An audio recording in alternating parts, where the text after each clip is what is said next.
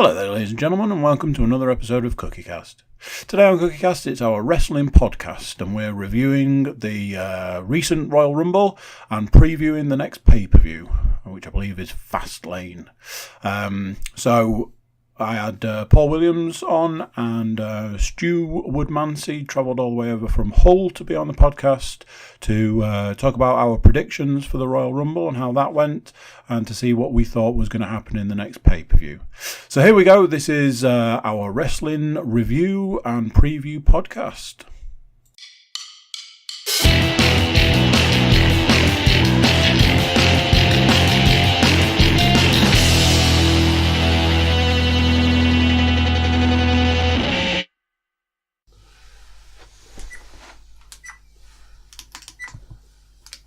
Oh, you little bugger.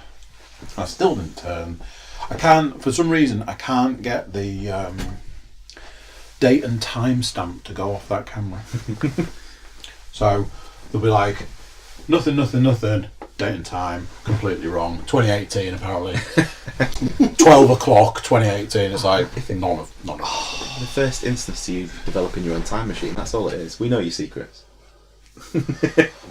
So I've recently got into, completely unrelated, I've recently got into stand-up comedian Bert Kreischer, and he does a sketch about being high as fuck, and his strange daughter coming into his bedroom at 2 o'clock in the morning and going, "Daddy, do you believe in time travel?" And he's like, "This is not the person I want to see when I'm this high." What the fuck are you talking about? What's worse is, I do believe in time travel. This is Joe Rogan again, mate. Bert Kreischer. So there's like a group of them. There's like Joe Rogan, Tom Segura, Bert Kreischer, like Ari Shaffir, and they're like they all seem to be like good friends and stuff. And they all sort of do stuff. And I thought Bert Kreischer was like just like new on the scene, but there's stuff from him like years ago when he was doing something. He's had TV programs and all sorts, and I've only just sort of really got into him. But did I say that I'd watched his special and I thought I was going to be sick? I've never laughed to the point of going, "Oh my god, I think I'm going to be sick. I don't know what to do," because I'm still laughing, and I'm like, I don't know what to do. I've had the laughing so hard where sometimes I'm not able to breathe. Milk comes out, even though you're not drinking milk. Yeah, I mean, that's the dream. But, So we're here once again.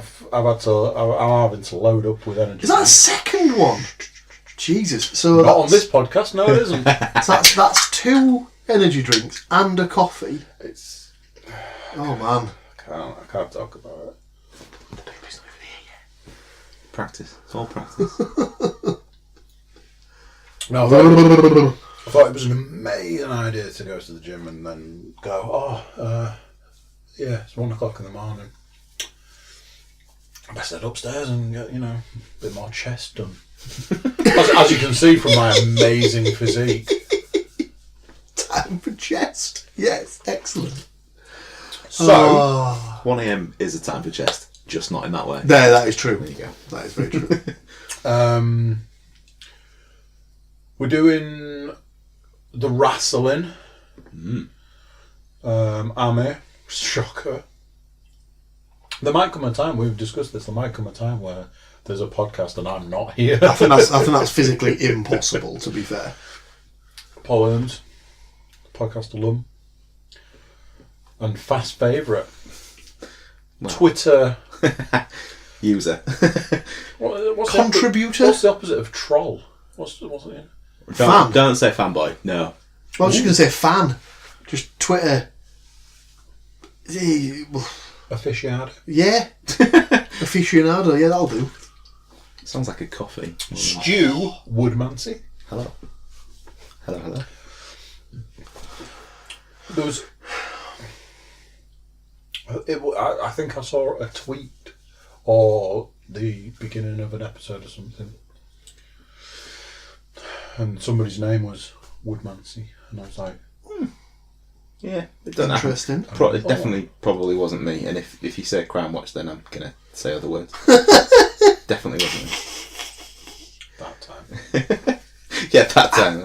Big shout out to Spaced. Still never seen Space. You need to. It's good. I don't know.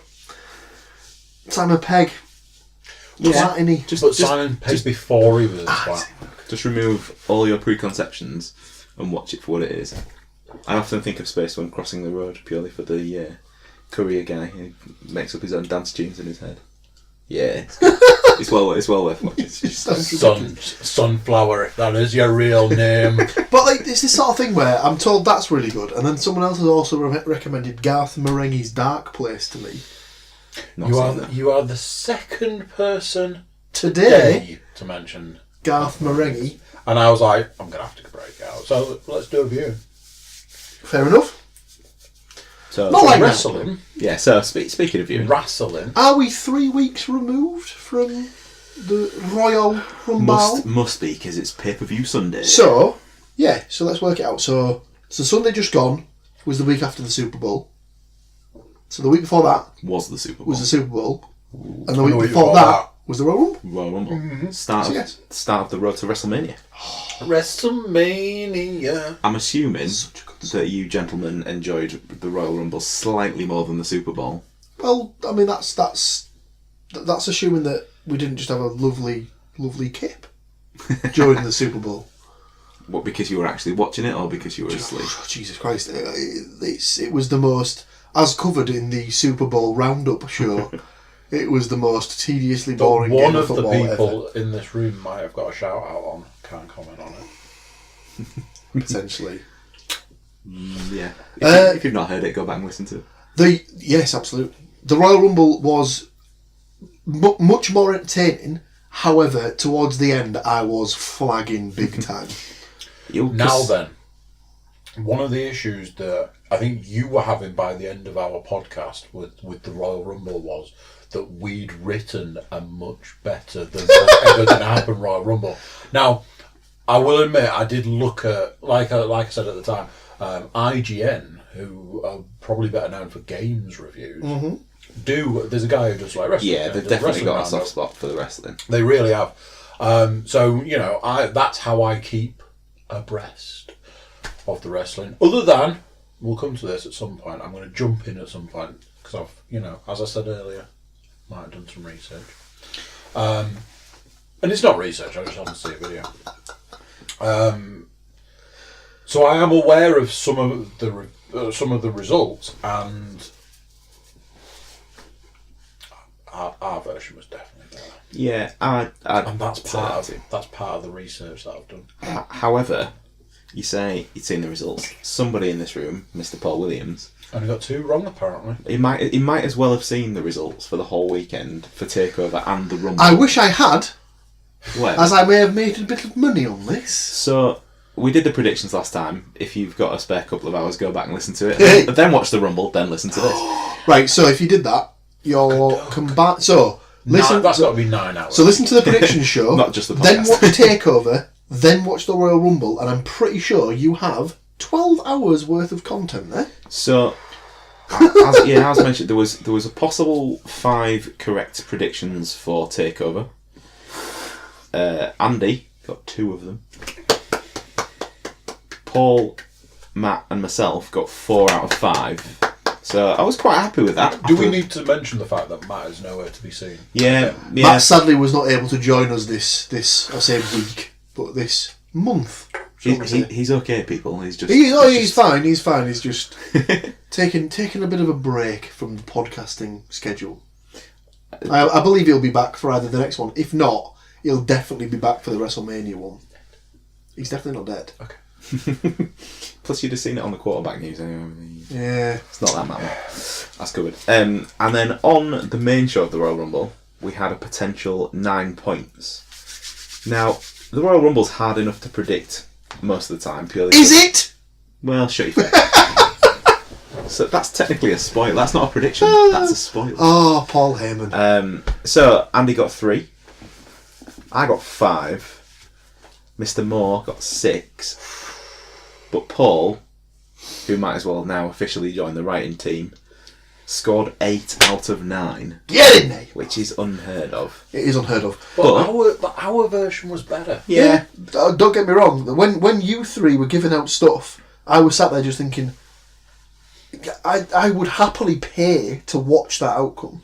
But now, having thought about what we mentioned and the different stories, that's typical of a fan getting into it, because if everything that we mentioned happened, that is their equivalent of just blowing their load in one show. And they need to string it out because they want people to carry on watching. True. Yeah, So very true. I wasn't, as an overall show, I thought it was very good. I thought it was very long. That's the problem. It was good. It was enjoyable. It was just long. And obviously watching it in the UK, because I tried to stay up and stuff like that, there was a couple of times during the show where it just got a little bit too much and I could feel myself drifting off. So that was when I had to go and get a coffee or a energy-based beverage or another beer, which had the kind of opposite effect. Yeah, mixing all those together. Oh man! But a few stats from the Rumble matches that we saw, we'd predicted like first in and stuff. We didn't give points out in the end for that. But the first people into the men's match was Elias and Jeff Jarrett. Oh my god, amazing! Which was great. It was a really good little exchange, and we got Jeff Jarrett a couple of weeks worth of matches on Raw as well. Which was I've still nice I've not been back to watch that from the week before last. Yeah, it was for what it was. It was good. I do like Jeff Jarrett, so I wasn't too disappointed with that. Strowman and McIntyre got, by my count. This is my counting. This isn't any official Not statistics. the official statistics from WWE.com. So if you have a problem, I guess that's my fault. But I scored 4 eliminations, whether that was individual or a joint effort for Braun Strowman and Drew McIntyre.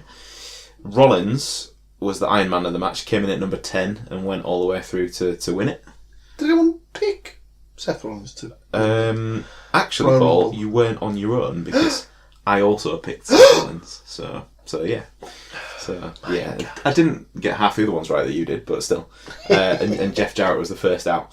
In the women's match, the first two in were Lacey Evans and Natalya. Well, Go on. I'd quite like to get your opinion on this because she did have a good showing, and obviously it was her first first major event on the main roster, if you will. But at the time watching it, it almost seemed like she was trying a little bit too hard, because she was trying to sort of go hold for hold and move for move with Natalya for the first however many minutes it was that they had their opening sort of It's like 2 bit. minutes. And she tried to do a nip up at one point and basically almost blew her knee out by the looks of it, because she didn't land it.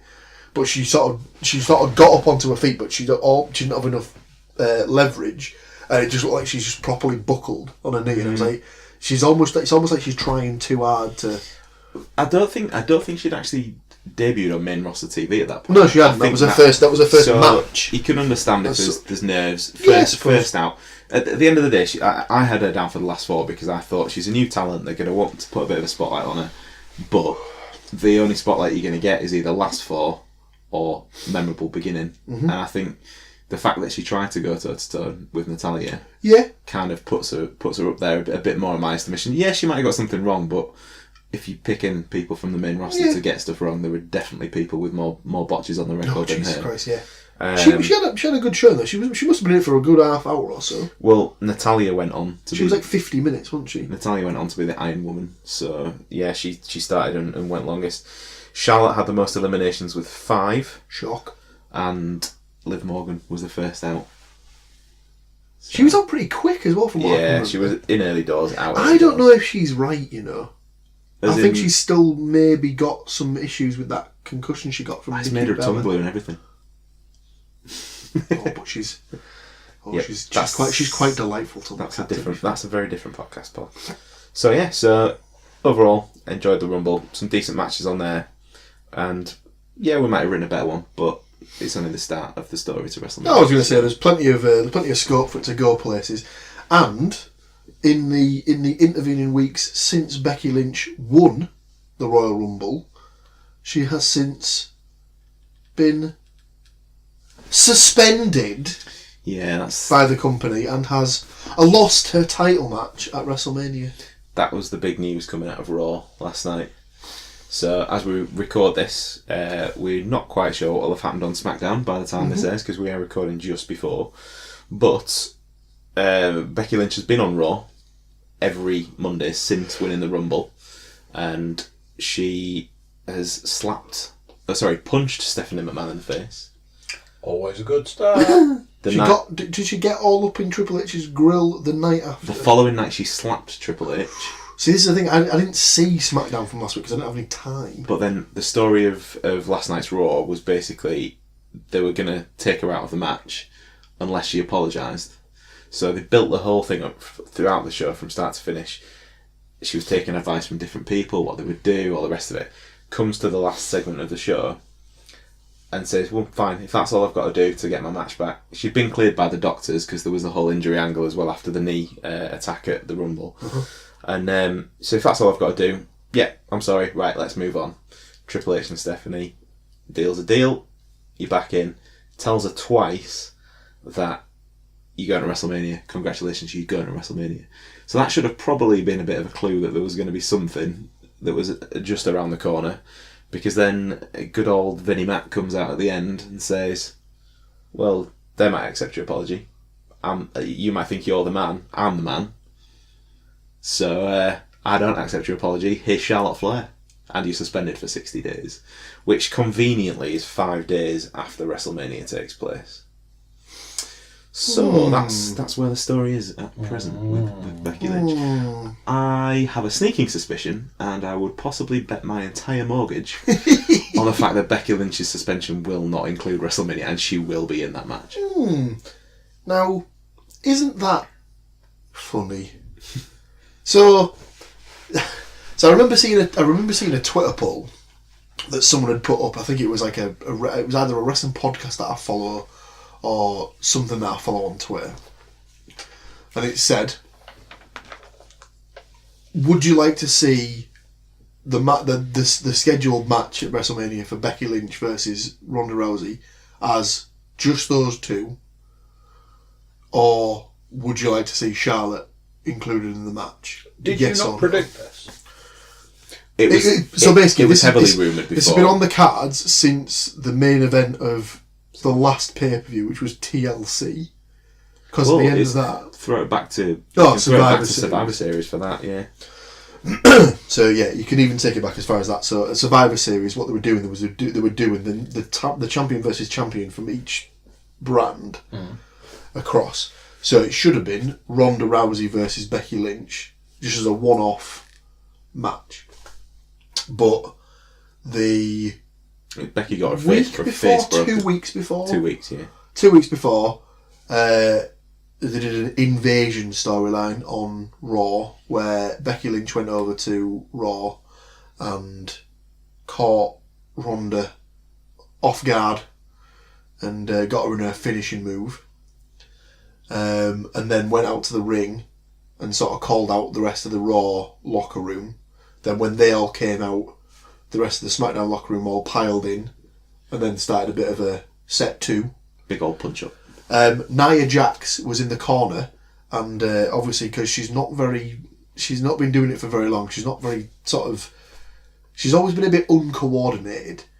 Some people say she's dangerous. I don't think she's that bad. I don't think she's dangerous. She's just not very. She's still got a lot to learn. Yeah. Basically, she needs to sort of like, she needs ring presence really. She needs to know where she is in the ring and what she's sort of doing. But she's basically been backed into the corner, and then obviously she's like flailing her arms around and stuff like that, and she's basically punched Becky Lynch square in the mush, broken her nose. We talked about the face breaker last time. Did she break her eye socket? I'm not sure. She got... Yeah, so it might have been a fractured eye the socket. face breaking. Yeah. So the class is she came. It's the fact that the next day on SmackDown they came out and the main announcer Todd Phillips said, "Yeah, the doctors have diagnosed Becky Lynch with a broken face." And it's like, That's not a thing. That's not a term. You can't have a broken face. Those doctors qualified. I was going to say. Oh no, but that wouldn't have been doctors from a hospital. It would have been doctors from a nearby medical facility. So that kind of goes all the way back there. But I think they were always going to get Charlotte into it. Mm-hmm. It was just a question of how they did it. I didn't expect it to be so blatant. I would have thought she'd have had to win something. Yeah. Like a match at Elimination Chamber or something like that. But it adds to the character because now she's... The McMahons did this thing, well, we're going to listen to you, we're going to do what you want. So they weren't going to be the bad guys. And now they are. That essentially. The best thing about that was the fact that they came out and said, you're not going to see much of us on TV. Been on TV every single fucking week. But you can't argue with ratings. They do every time Vince McMahon is on. Every time he's on, it goes up. Every time Triple H's music hits, everyone goes fucking mental. With good reason. Triple H fan. just a smidge. So yeah. Got a lot of time for Triple H. He's a big Metallica fan. He's just a big guy. He likes it's.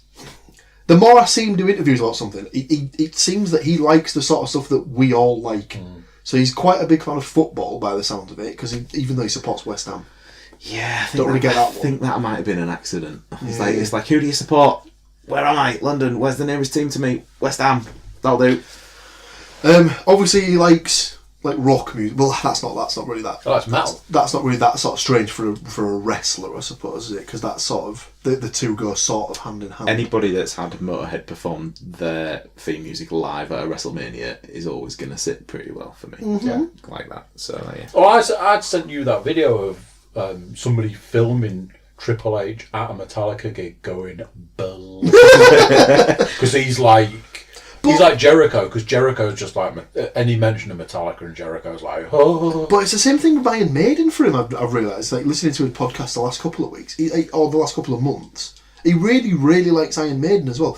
And going back to the Triple H thing, like obviously, like he's not just a fan of these bands and stuff. He's like mates with them because he got asked to do a eulogy at Lemmy's funeral, didn't he? And stuff like that. So he obviously became like really, really like close friends with him and stuff like that. And I think obviously a lot of them have got to know Ozzy because he's come in and done stuff with the wrestling over the years. Guest appearances everywhere.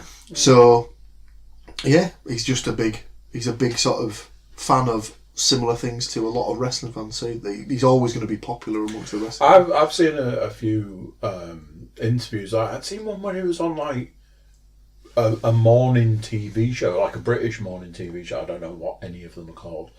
And I quite like seeing him being interviewed when he's away from the character, when he's just being interviewed as like, you know, by someone who's like, oh, so tell us what wrestling is then, you know, that sort of thing. And he just talks from a perspective of, you know, you're not like full-blown fan, we're just having a conversation. I like seeing those interviews when he's slightly removed from it and he can just talk. It seems like fairly intelligent sort of guy, and he just gets it. Like I mean, he's the position that he's in. He's essentially running NXT. Mm-hmm. He's got to get it because that is the future of the company. And well, I think I imagine he obviously wanted to do it, but I imagine it was almost sort of given to him as like a bit of a right. Go take a very sort of scaled, watered down version of the main thing. Let's see what you can do with it. And he's turned it into an absolute phenomenon. Like it's you could argue that in certain aspects it's bigger than the main roster now. I don't think it'll ever be bigger. I think in certain people's eyes, though, I bet they think of it more like they'd prefer to go see NXT shows than main roster shows. They probably would. But if you've ever spent a bit of time watching NXT and then the main roster, the crowd at NXT can sometimes be just dicks. Oh, there's always some. It's the 1, 2 sweet knobheads that do my I watched that video you told me to watch where one of the guys does the flip. Oh, the Ricochet out video. Of the ring and just plants. Unbelievable, isn't it? It's the fact that he doesn't move. He doesn't waver at all. Once he lands it. Yeah. But we could do an entire podcast on that guy.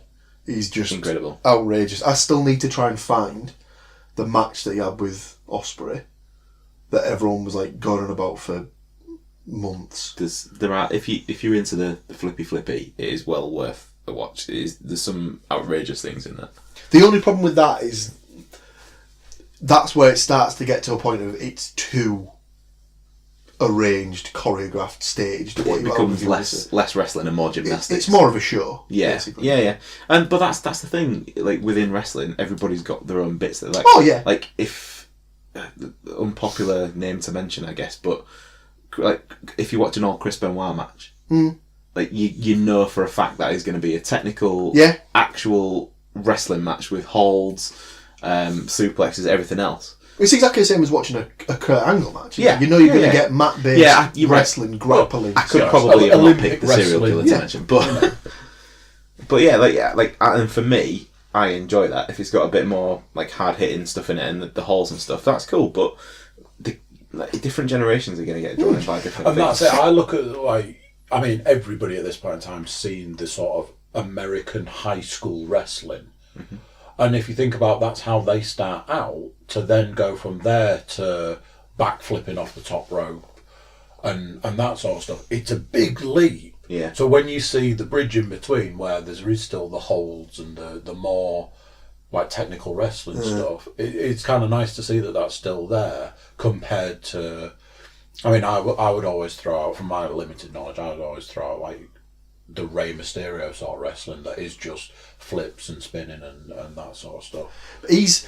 He's one of the guys who sort of first brought it to, like, I say this country, definitely not this country, definitely America, but he definitely brought that sort of lucha libre sort of Mexican style to the mainstream American audience when he first joined ECW.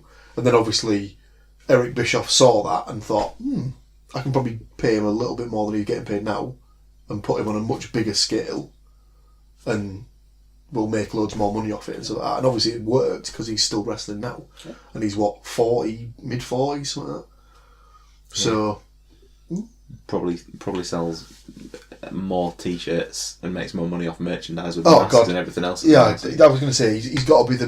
If they broke it down into age ranges, he's got to be the number one seller of merchandise between the ages of like 5 and 13, other than Cena, I suppose. Mm-hmm. Just on the masks alone. Have you watched any of the... Is it Cena and Sheamus are doing this YouTube thing where it's just them working out? No, it's Sheamus has his own thing of Celtic Warrior workouts. So, and he gets different wrestlers on to, like, and they've had like Becky Lynch has been on it. But everyone I've ever seen, it's just him and Cena. And there's loads of different episodes. Like they're working. There was a rumour back in the day, this is slightly off topic, but there was a rumour back in there that Sheamus got his main event push because he was Triple H's workout buddy. So I don't know if it's maybe stemmed off that he just works out with the bigger guys. That's all dirt sheet rumours. Was he in a Turtles movie? Yes. Sheamus? Yes, he was. He was in... was that just as a Bebop voice? Or Rocksteady? Yes, he was. I think he was in it... He was in the voice, No, I think he was in it briefly. So he's in it to start with as himself. And then he gets mutated. And he's mutated. Right, okay, that makes sense, yeah. I think... Oh, it's a 50-50 guess. But it is. And I'm like, is it Bebop? I couldn't. Which one's the Warthog? Because I'd imagine he'd be the Warthog. Because isn't the Warthog in that? No, so in actual fact, he's the Rhino. Oh. The other guy turns into the Warthog. I am gonna have to look at it. Bets? Any bets? Team bets? I'm gonna go Bebop. I'm thinking it's Bebop. Yeah. Because I think Rocksteady's the Warthog. Was it something about time? It was the second one of the newer Turtles films, wasn't it? Out of the Shadows? Yeah, no idea. But he's Sheamus himself as a former Royal Rumble winner. Yeah. I was going to say... Did he win the 40 man or was that Del Rio? No, that was Del Rio. Won it. Mother. Was it Rocksteady? Of course. And then obviously the year after... Obviously there were people watching that going, you fucking idiots. Fucking Rocksteady in our beds. Yeah, Sheamus won it the year that everyone was absolutely convinced that Jericho was going to win it. Because it was the year after Jericho had just come back again. But he had his light up jacket on and was giving large. Is it a thing that they make him whiter? Sheamus. Yeah, is it makeup? I'm sure he had. Or did, is it just because he stood next to really tanned I'm guys? sure he did an interview once where he had to explain the sort of regime he does to keep his skin from getting tanned. He wears like a long sleeve shirt and a waistcoat and Yeah. a flat cap everywhere he goes. Yeah. He's not as white as he was though. He's definitely got a little bit more. Once at a house, we went to a house show at the Manchester Arena. I was with Sarah, and we were in the Arndale Centre, and he was just walking around in the Arndale Centre. I think it was the winter one. I think it was the November one. So it'd be fairly cold. And he, again, even in public, like no jacket or anything, just full sort of, might as well have been a tweed suit with his waistcoat and long sleeve shirt and flat cap. But weirdly, Excellent. 3 security that were bigger than he was. Jesus Christ, that's impressive. But yeah, so moving back to Yes. So we mentioned what's happened to Becky Lynch so far after winning the Women's Royal Rumble. So it kind of seems right to mention what's happened to the men's winner so far. So Seth Rollins, we did mention before, he won the Men's Royal Rumble match and has decided to go against Brock Lesnar. Why? I have no idea. Well, it's because it's storyline, isn't it? Yeah, but given the two options, the small vegan that's not going to potentially just we need eat to you. talk. We need to talk Oh about my this. God! Yes, we do. Are you going to try and buy one? I would love to buy that replica title. We need to show Andy a picture of this before this night is out. In fact, carry on, and So- I'll find a picture. So don't show me it until we get to that bit, because otherwise That's it'll fine. veer off massively. But yeah, so Rollins wins, picks Brock Lesnar, and Brock Lesnar, to his credit, I think actually turned up to work the night after the Royal Rumble. So Turned up, fucked him up. that's 6 F5s on Raw this week. Rollins comes out and says, took 6 F5s, but I'm still standing. So he's Was he still standing after the 6? no, that's a very different issue. I think there's 2 separate things there, isn't there? Heyman has claimed that the picking Brock Lesnar is a bit of a suicide mission, were the words that were used. Yeah. Rollins came back with he's sick of Lesnar. He's held the industry hostage for the last 2 years, and he wants to be the one to put a stop to it. So If you like.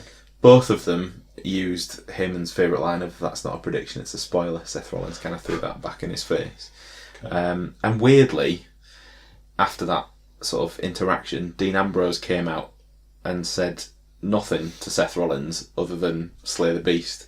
So this guy, Dean Ambrose, who's been at Seth Rollins for the better part of the last 4 months. I don't get that. I don't get what they're going at with him. I still don't think it came out that Ambrose is leaving after WrestleMania. So his contract runs out just after WrestleMania. And he hasn't re-signed, and that they did this nice little article on the website. That never happens. Like They never ever announce that someone's going to leave when their contract runs out. I don't think they've ever done that before. I don't ever remember seeing that. No, and not in such a nice way. But I'm probably going to balls this up now, but haven't I seen something that it's like a legit thing that he's leaving for health reasons? I don't think so. He did have earlier in the year. He had a staph infection that he nearly died from. So, but I'm almost sure I've seen like an article on it. I'm sure he's over that. He's over the most of them because he's been wrestling for the last almost 6 months. Well, he came back a few weeks before Roman Reigns went off after With the his leukemia announcement, Yeah. and it was the very same night, wasn't it, that he turned. Yeah. So they've had that, but I'm not sure where that'll go. But the early indications for me, I would suspect that Ambrose is probably staying, and it may have a hand in the outcome of that. It just seems too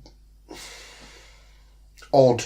I think they've put it out there so early away from WrestleMania that by the time that WrestleMania comes around, he won't probably have a match, and if he does, it's not going to be a high profile one. So you've kind of forgotten that's there. That wouldn't surprise me. So we'll see what happens with that. And then so Rollins doesn't need to have a match at Elimination Chamber. He's all set. Yeah. So Everything's ready. So he can rest up and be nice and fresh. Although he'll absolutely have matches on Raw every single week up until WrestleMania. Well, he might not, because they said that he's worried about a knee injury. He's been pulled from house shows Oh, really? Yeah, so they're going to try and But keep him as fresh he's as... one of these guys who always seems to do that, though, because obviously, like, he did his knee, so he was the champion back in 2015.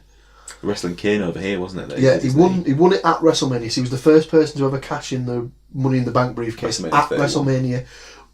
In fact, that was the WrestleMania we were watching in the Artful Dodger bar, and I think you would put some money on him to cash in the briefcase.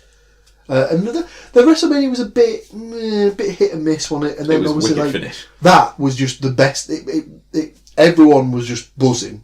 You could just feel like the atmosphere. Like, I know obviously we were in the stadium and stuff, but even in the bar, the atmosphere was like, ooh, yeah, that was really like good. I generally, in that sort of time frame, I generally rate WrestleManias on how shit-faced I was. Because there was one.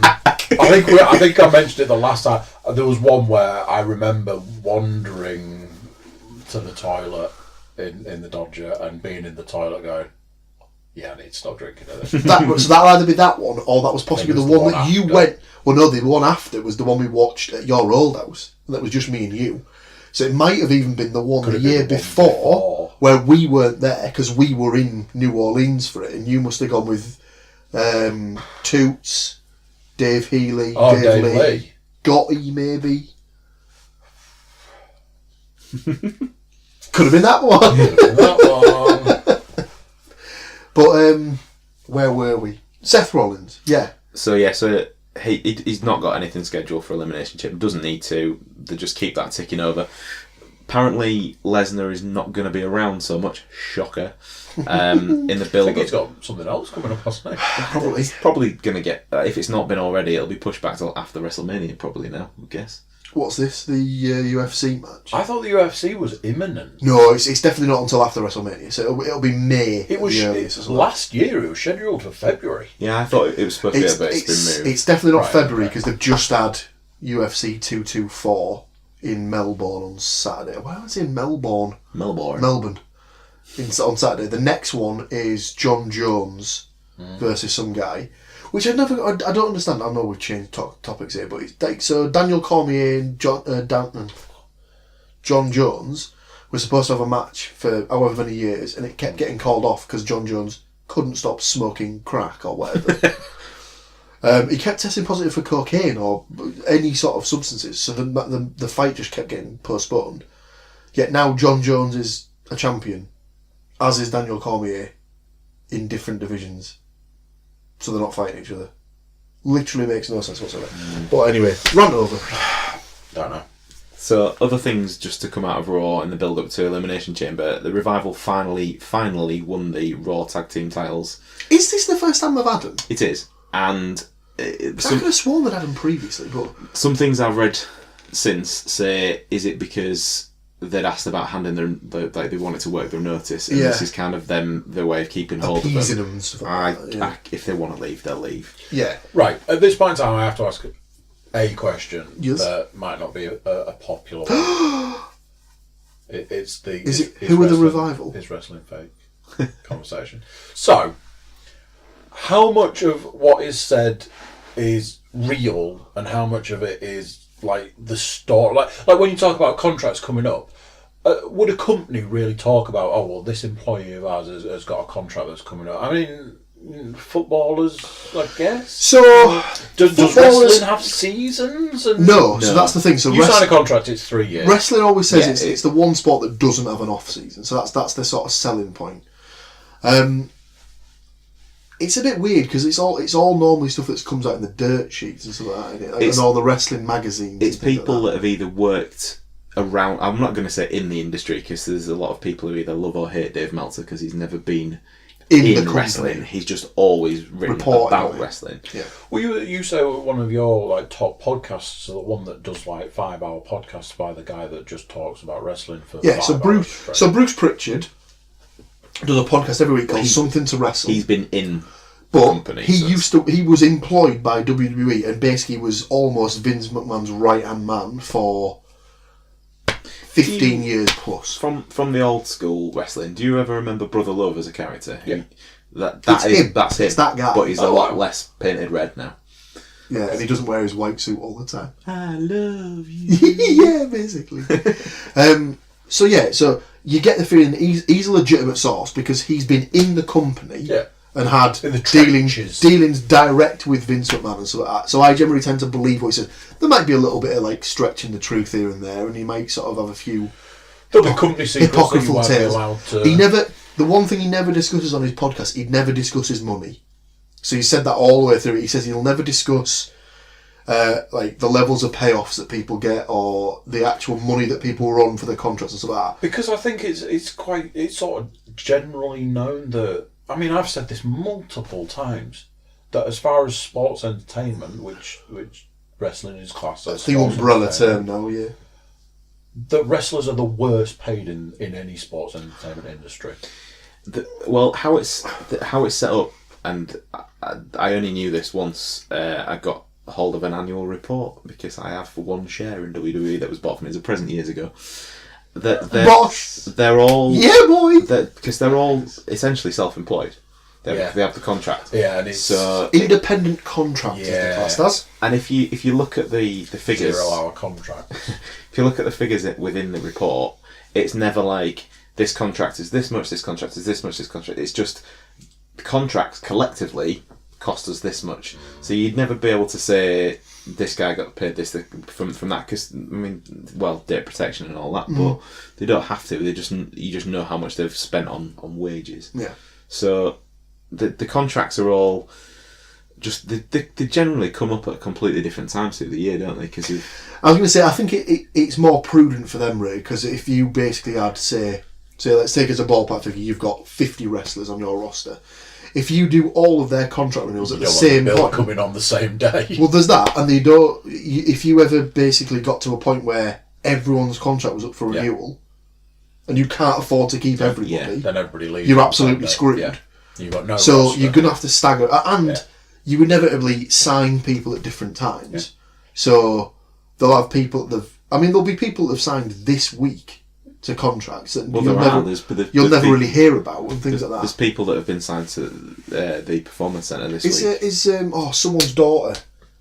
I know Jonah Rock, who's Rachel. Is it Rachel Ellering? Yeah, she's just been signed this week. So that's Paul Ellering's daughter. Shock. But she's wrestled in the company before in the what was known as, we've mentioned it before, the Mae Young Classic. Mm-hmm. So she's been in the company previously, not signed, but she must have been signed to a deal to do that.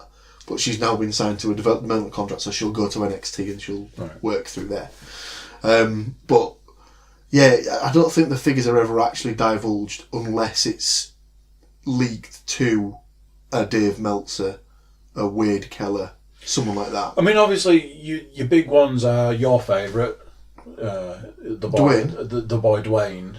He was always because I would put him down as overpaid for what he did. But this was the thing, wasn't it? Because the problem you had was that he went away to become a legitimate actor, and because of the pull of the two things, they had to bump his total up, and that was put. I think it was 10 million or something for. Wasn't he like the highest paid guy in Hollywood now? Yeah. Mm-hmm. So he holds a record in Hollywood.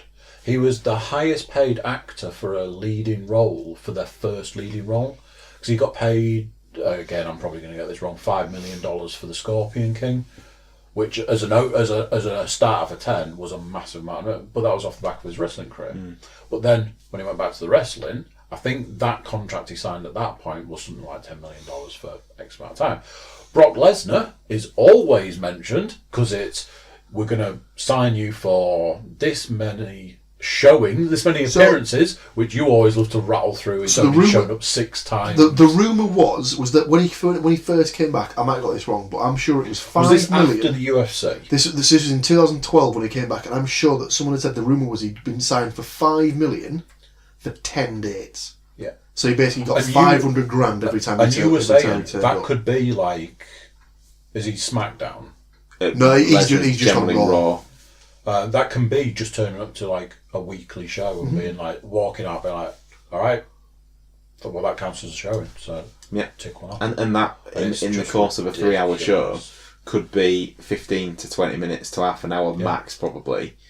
And then he'll get on his plane and go back to South Dakota or wherever it is that his ranch And lock is. himself behind his big walls and, fuck everyone.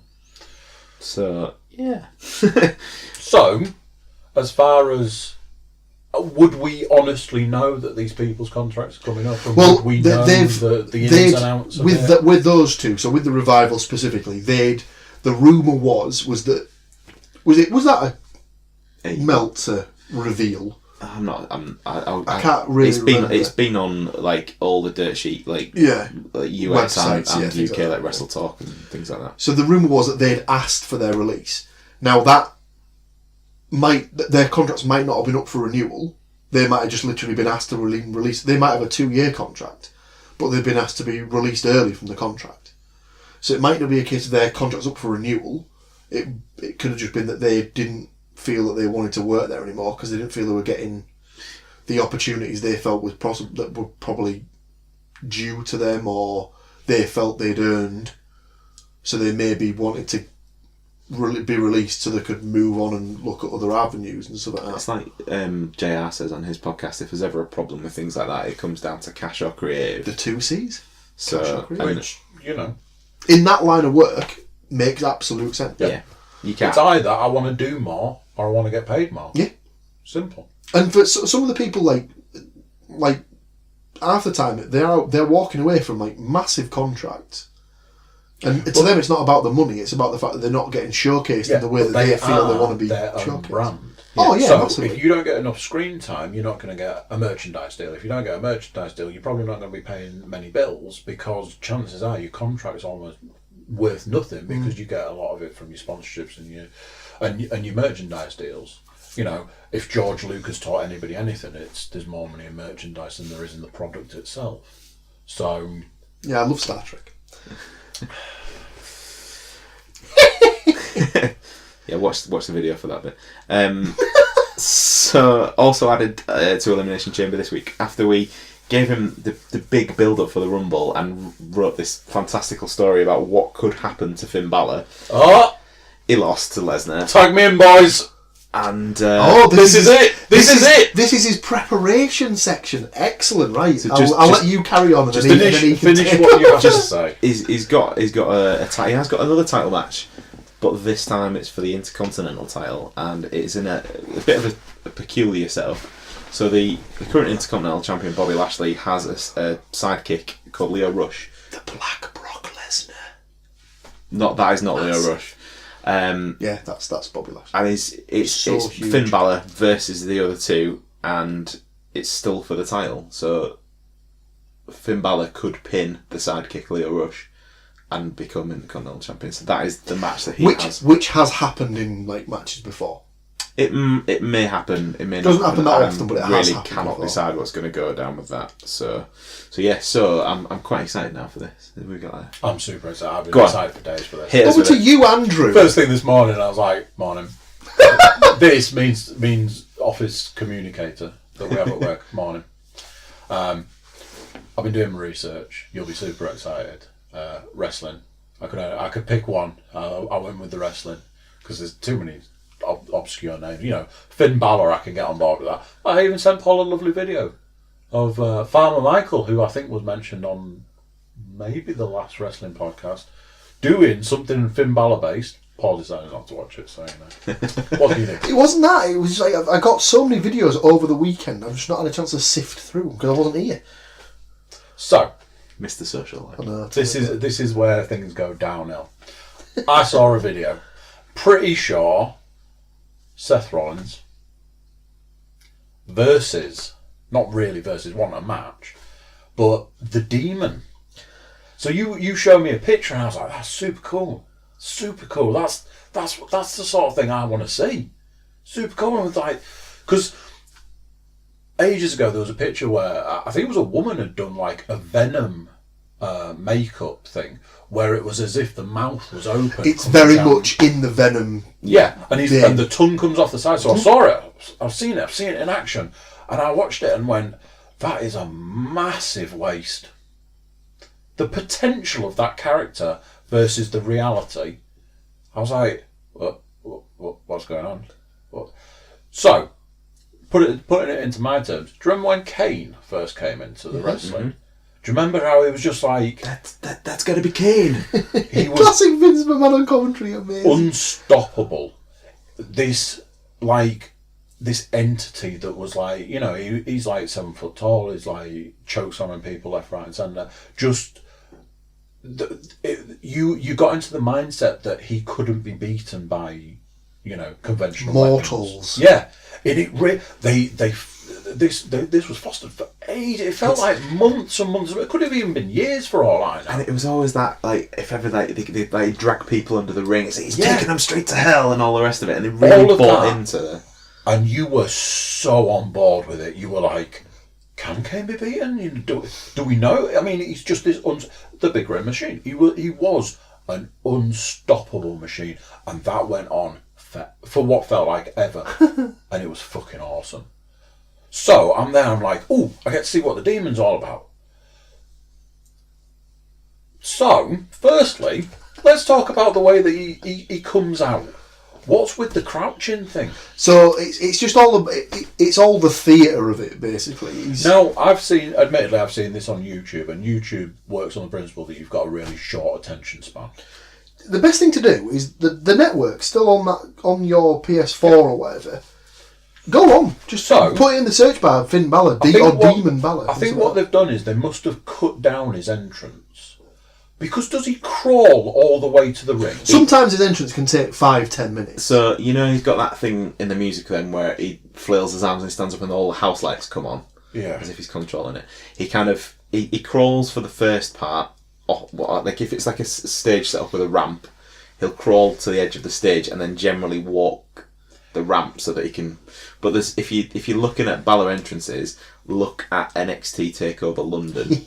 I knew you were going to say that one, because if you weren't going to say it, I was going to say it. He comes out demon style, but also mixing a little bit of Jack the Ripper, because it's set in London.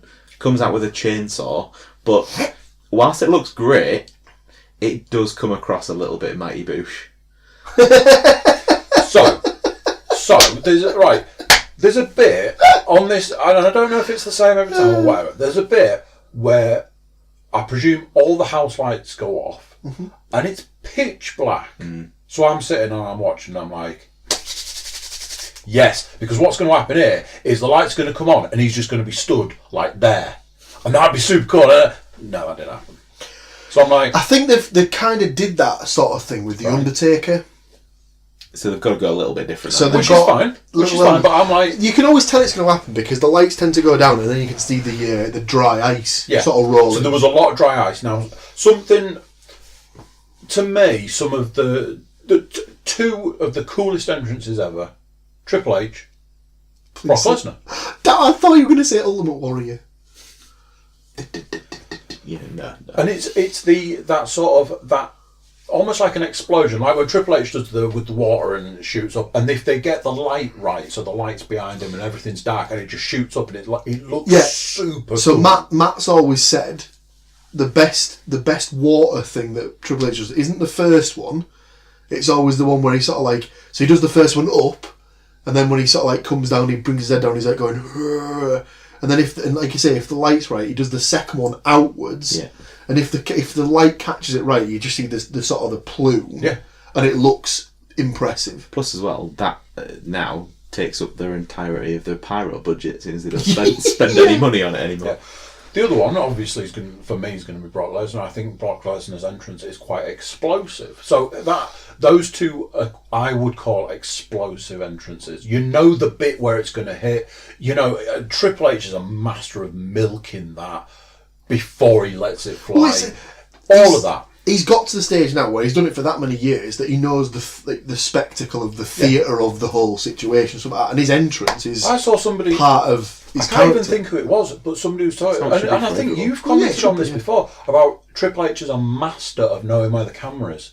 Like somebody was talking about him, saying that he is a master of the technical art of doing it. Bringing it back to the Finn Balor thing, they did a special on him on the network, and there's actually a bit where Triple H is talking to him about the camera. So there's a bit where he's crouched down as part of his entrance, and the camera's like sort of looking at him, And then Triple H says, I've noticed you've when you're crouching down, you sort of tend to look at the camera. Try not to do that. Try and turn to the camera, but basically then look into the ring.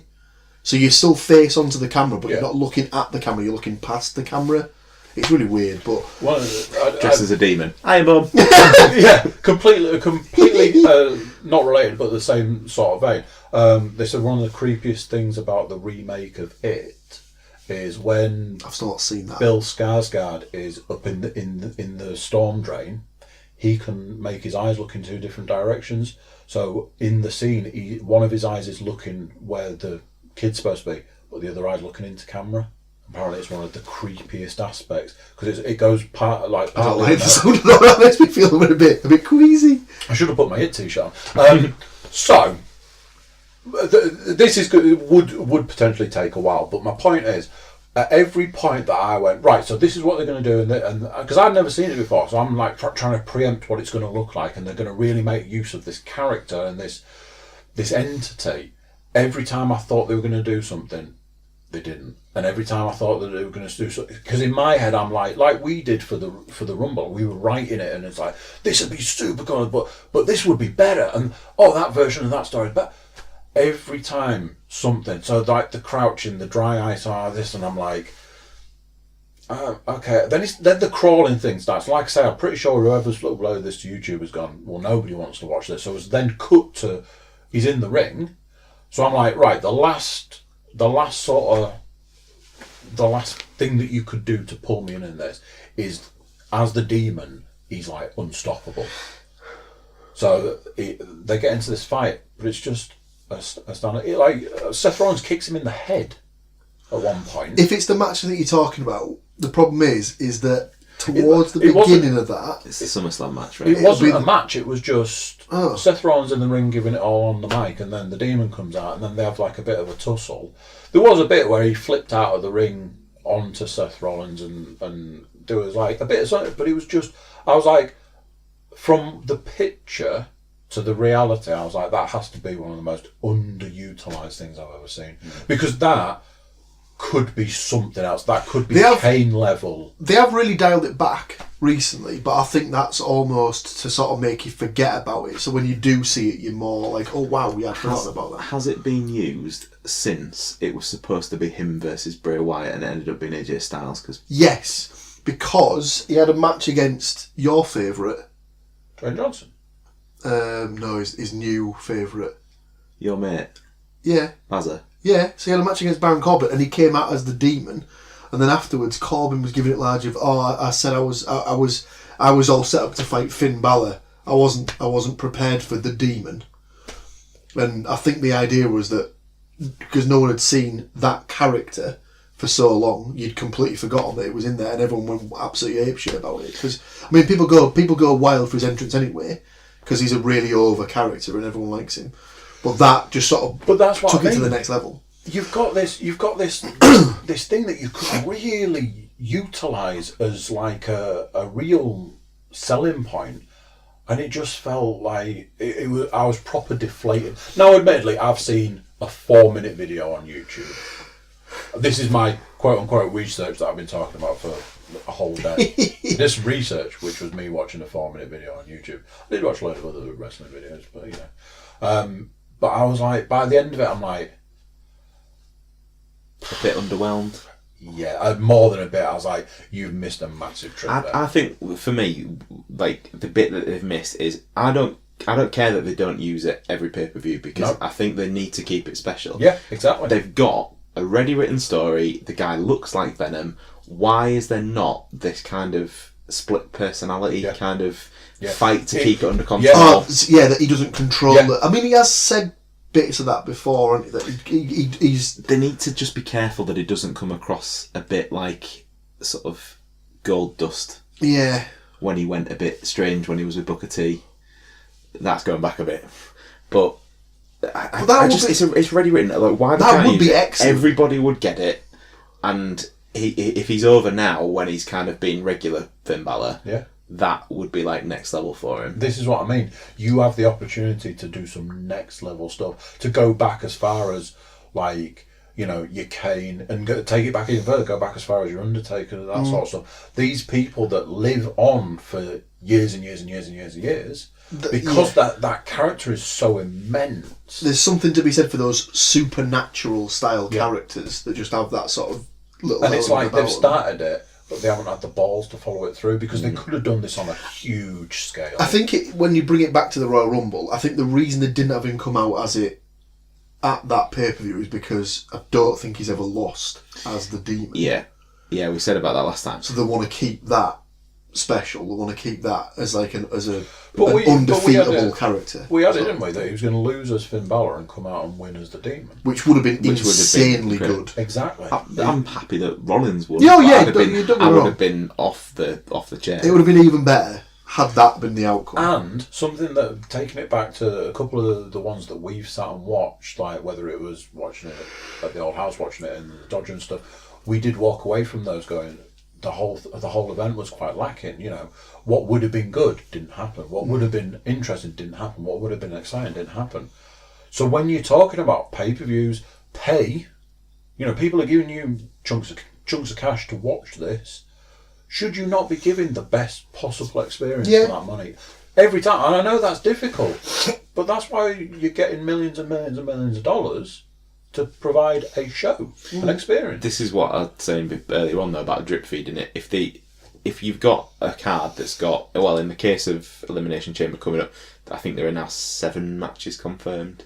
So in theory, you've got minimum of 7 storylines going into that. Yeah. There's multi-man matches, so you got even more. But if out of those 7, you pick the result that the fans want for even just one of them, but make it a good enough story, people will think, oh well, that I didn't get what I wanted, but we got that outcome, and then that kind of that's the hook that keeps people going to see if then the one that they did want comes to fruition, which is exactly what they're going to do with Becky Lynch. Yeah. So bringing it back to that, I'm fairly certain that she will be at Elimination Chamber in one shape or another. But then are you not as in she'll be in the audience, I've bought a ticket sort of thing. Well, but then are you not disappointed? If you're not getting the result that you want, or even better than the result you want, are you not then walking away from these going, it was all right? With that though, I think it's the viral nature of it. So that'd have a very sort of CM Punk feel to it, in that he's supposed to be gone, but he's still managing. Became a terrible UFC fighter. This is before he properly spat his dummy out. So the idea was that he was supposed to be gone, but he still showed up anyway. No one knew whether he was under contract. Go back and watch when I think it was like days before the second CM Punk fight, Joe Rogan. And he's just like, he is insane to be doing this. He is terrible. He's going to get killed. And he's just like, why is he doing this? And then obviously he brings it down a level and really strips it down. I mean, obviously that's what he generally does for a living. He's a UFC commentator and it's his job to know it. And he's very technical about his, he's a fighter himself sort of thing. But yeah, when he strips it down, you're like...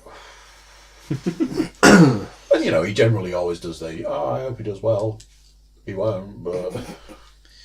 As we briefly touched on, my current favourite, with air quotes, wrestler, Baron Corbin, he's had a match that's now been added. We're finally going to get, hopefully, the payoff to this whole Baron Corbin, Braun Strowman thing that's been going on since Braun Strowman picked up his injury before Christmas.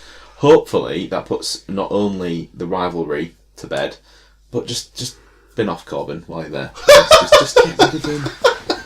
I keep seeing there's a few groups that I'm on Facebook to do with wrestling. And one of the weekly features has this pick 3 wrestlers, and you have to sack one, send one back. Kill Marion. Kind of, yeah. Except for it's sack one, send one back to NXT, and then push one. Bring one up. Or yeah, like and without fail, every week. Sack Baron Corbin. I cannot. Unbelievable. The dude's got 3 good moves, and he's good at those 3 moves, but that's still 2 less than John Cena ever had. So that match has been added as well. So outrageous.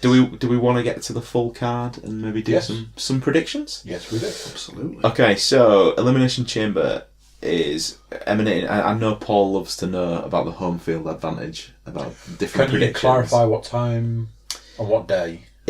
Well, technically it's Monday morning by the time it starts.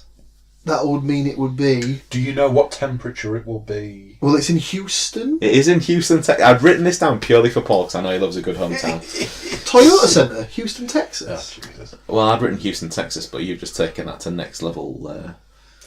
Remember, he needs to know. artistic. So we've got, so far as of the 11th of February, we've got the Cruiserweight title match, Tozawa versus Buddy Murphy. Buddy Murphy's the champion, retained at the Rumble. We've got the SmackDown tag team titles. Now, we haven't mentioned this, but I think everybody picked Shane McMahon and The Miz, the greatest tag team in the world. Oh, God. That have had one match. So, That should be their extended name. The greatest tag team in the world, brackets, that have had one match. if they don't bring back Charlie Haas Did the Miz to turn? reform... No, They've stayed baby faces. so they are the champions. If they don't bring back Charlie Haas with Shelton Benjamin to have some form of rivalry against them, they've missed a trick there. It'll be too late. They'll you be know. destroyed by then, and they're up against the Usos, who qualified to face them. And Seemed like I didn't catch all of it, but it seemed like it was quite a good match. That was it a four Yeah. corners elimination? it was. And as a father of twins, if my twins grow up to be as good a tag team as they are, I will be. He'll be earning shitloads of money. Sat on my What's about them? sat on my retirement bench a few years early.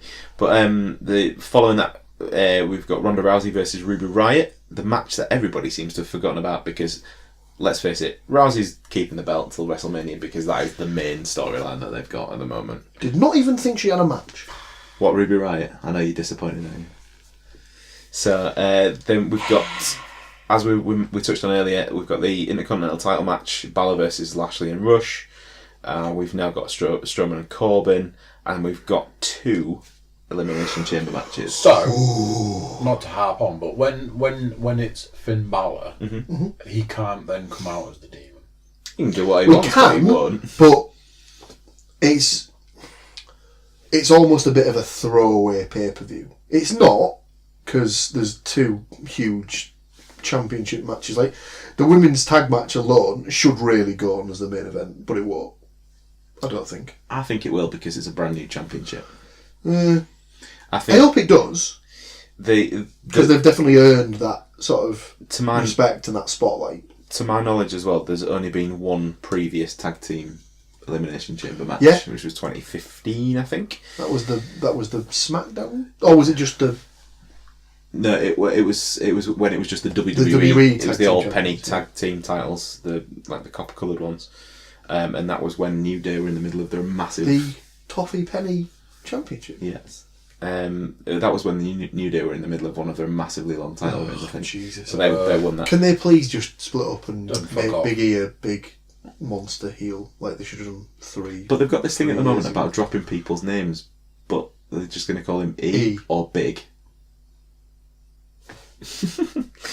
So the match for the women's tag team titles is Nia Jackson Tamina versus Liv Morgan and Facebreaker. the Facebreaker versus Liv Morgan and Sarah Logan of the Riot Squad versus Mandy Rose and Sonya Deville versus Billie Kay and Peyton Royce, the Iconics, versus the Boss and Hug Connection, the worst name for a tag team Oh ever. my god, it's so bad. Sasha Banks and Bayley versus Carmella and Naomi.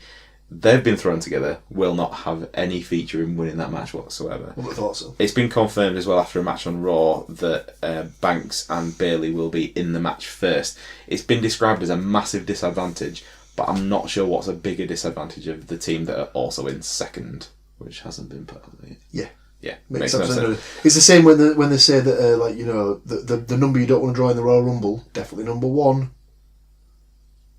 or number Or 2. 2 to 10. Surely the only number you want is number 30, 30. please. Yeah, Unless a number that has produced the same number of winners as the coveted number 1 Oh spot. my god, the voiceover guy is in the room. And then the other Elimination Chamber match is of I don't want to say more importance, What? It's for the WWE Championship. title. We'll get to this. Ready for the big reveal for Andy. So Daniel Bryan going in as champion versus Randy Orton versus Jeff Hardy versus AJ Styles versus Samoa Joe versus Mustafa Ali. No offence, I think we know what the best match of the night is going to be. Have you seen an Elimination Chamber match? Previously? Yes. Yeah. So, it's every 5 minutes that the pod opens, there is a gauntlet match on SmackDown, which will decide who is going to be the final entrant. So whoever wins that gets to go in last.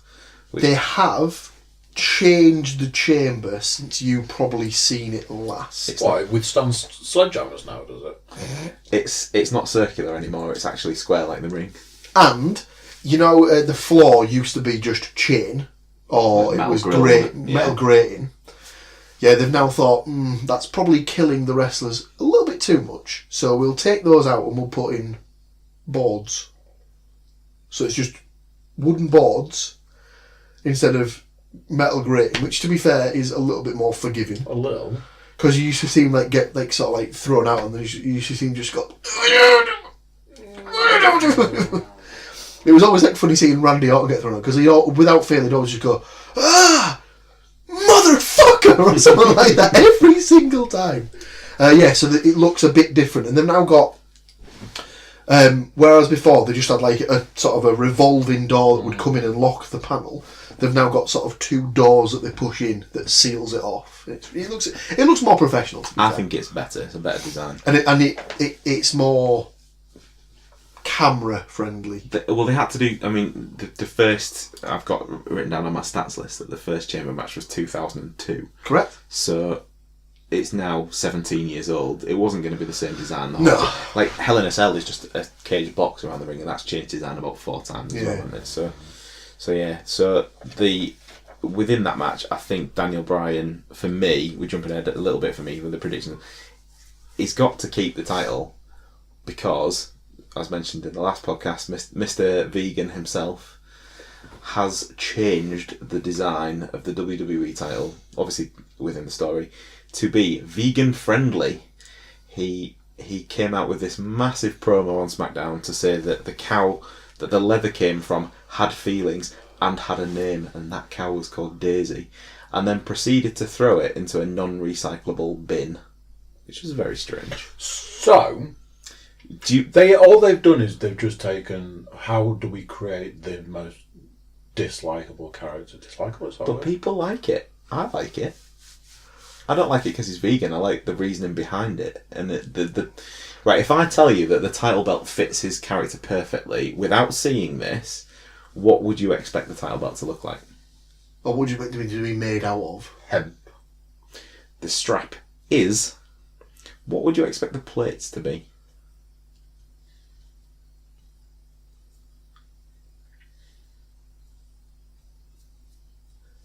I mean, metal's not non-vegan. So. I was going to say, I don't see why you'd have a problem with metal. No, but they did. So show them the picture point. If you've not seen the WWE title revamp, go and have a look. I'm guessing you might. Is that wood? That's It wood. is wood. I like it. I think it looks quite nifty.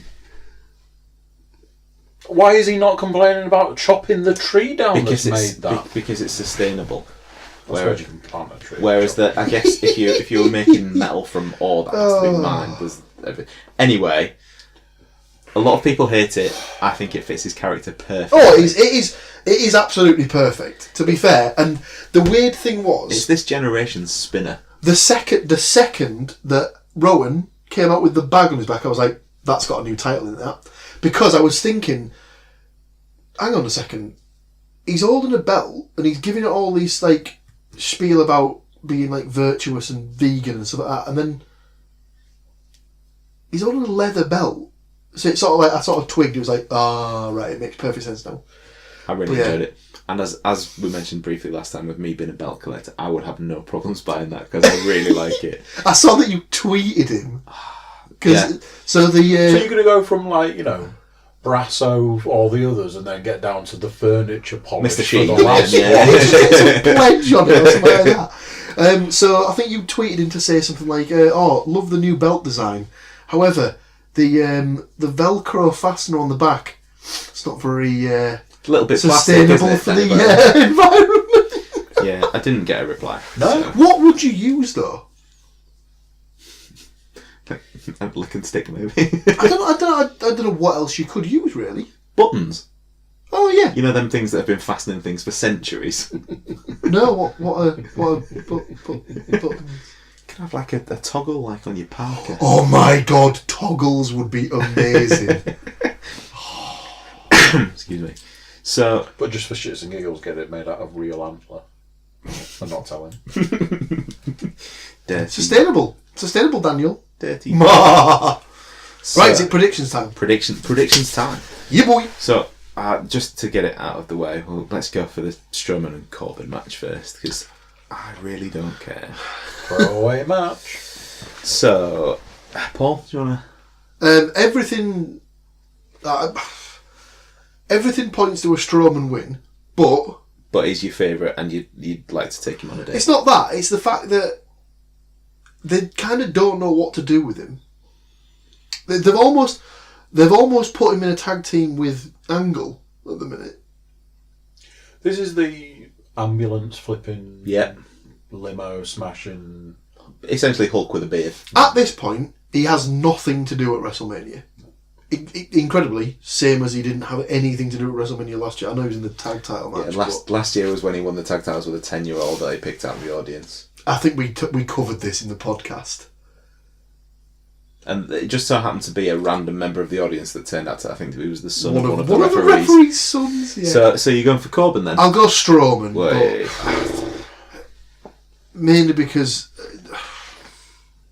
it's either going to be Strowman Or Corbin. Corbin will win because Angle costs Strowman the match, and they'll go with Angle versus Strowman. But why they'd go with that, I have literally no idea. Okay. So, but you're still saying Strowman. I'll go Strowman. Andy. Strowman. You're going Strowman. I'm also going Strowman, and I don't think it'll be any surprise to anybody. I have a theory that I think... Well, I'm hoping that there might be a big lads wrestling match at WrestleMania. I'm hoping that they might stick Drew McIntyre against Braun Strowman. But we'll see. Complete as a side, apart from it being podcast based. You weren't there when we watched Pain and Gain, were you? Kurt Angle's in Pain and Gain. Is he? Isn't that another one of my mate's movies? Very briefly. You get smashed in the face with a plate, weightlifting plate. Yeah. By Dwayne Johnson. Also, he's in the film Warrior. Yes, I remember you saying about that one. And it took me until the last match of the film to go, fuck me, it's Kurt Angle. Because he doesn't look like... I think he's got contact lenses in, and his body shape's like different. He's got a massive neck. It's like, you know... He's got a massive neck anyway. Yeah, but in it, it's like... And you're like, Kurt Angle. It's the same as like... He's made out of Playmobil. Well, it's the same as him and Lesnar basically just spent their entire childhood doing neck bridges, didn't they? Lifting cars with you. Which is obviously why when Lesnar did the shooting star press at WrestleMania and fucked it up big time, he didn't kill himself. He didn't do a shooting star press. He was playing lawn darts with his actual neck. So moving on, we've got the IC title match. Anybody think that Balor is going to win? No, because I reckon they'll save that one for WrestleMania and have the Demon come out and win the match. Okay, so you're going Lashley? Yeah. Andy? I'm inclined to agree because the Demon at WrestleMania, it makes the most sense. Okay, so stick you down for Lashley. You're gonna put Balor, aren't you? I am going to put Balor because I think he'll win it and I think he'll retain at WrestleMania. I think he'll win it because when it comes to WrestleMania, the feel-good champion win Has to go to Rollins. Lynch. Becky Lynch. And if they do Rollins, then that's twice over. They don't need it 3 times on a show. So I'm playing the percentages and going to go for Balor on that one. Every now and again, though, they do like to do a nice, happy, clappy WrestleMania where everything goes the way of the baby faces. Wasn't that, haven't they done that 2 out of the last 4, though? When? Well, you start at WrestleMania 30 with Yeselmania. The Undertaker lost. Yeah, but Yeah, whatever. We were there. Shortest argument. I've tried to erase that from my memory. You also qualified it with you were like, I believe at the time you said, yeah, the ending was the correct ending, but it was almost a kind of fuck you. We're still going to fuck you over by 11. The Undertaker lose. That is a fair point. Cruiserweight, which is absolutely true because he definitely should never have lost at WrestleMania. Cruiserweight title match: Tozawa versus Buddy Murphy. Murphy's current champion. I mean, this is another one of those ones where, just from seeing absolutely none of the Cruiserweight stuff, other than the stuff that's on the pay-per-views, I have little to no interest in this. So just stick me down for another Murphy win. Murphy. It is a coin toss because, like, I'm also going to go for a Buddy Murphy win on that one. Clean sweep there, boys. Okay. Just as well as we mentioned earlier on, Mr. Moore couldn't join us this evening. I am seeing him on Saturday before the events of the Elimination Chamber take place, so I will get some further predictions from him so we can go So through live tweeting the predictions. Oh, we could do actually.